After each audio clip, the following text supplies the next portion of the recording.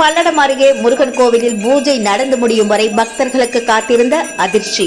பல்லடத்தில் தண்டாயுதபாணி கோவில் மற்றும் மலைக்கோவிலான முத்துக்குமாரசாமி உள்ளிட்ட முருகன் ஆலயங்கள் உள்ளது. இங்கு சூரசம்ஹாரம் உட்பட பல்வேறு விழாக்கள் விமர்சையாக நடத்தப்படுவது வழக்கம். சஷ்டியை முன்னிட்டு பல்லடம் அருகே உள்ள முருகன் கோவிலில் உச்சிகால பூஜை நடைபெற்றது.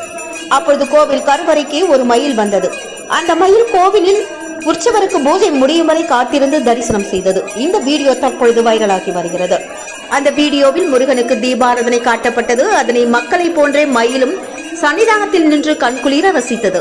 கோவில் குருக்கள் மயிலுக்கும் சேர்த்து தீபாராதனை காட்டவே பின்னர் எல்லா பூஜைகளும் முடிந்ததும் மயில் கிளம்பி பறந்து சென்றது. இந்த வீடியோ தற்பொழுது வைரலாகி வருகிறது. முருகனுக்கு முதல் பக்தன் மயில் என்பது ஐதீகம். தகவல் பிடிச்சிருந்தா மறக்காம லைக் பண்ணுங்க, ஷேர் பண்ணுங்க. மேலும் மறக்காம தமிழ் நியூஸ் வாய்ஸ் சேனலை சப்ஸ்கிரைப் பண்ணுங்க.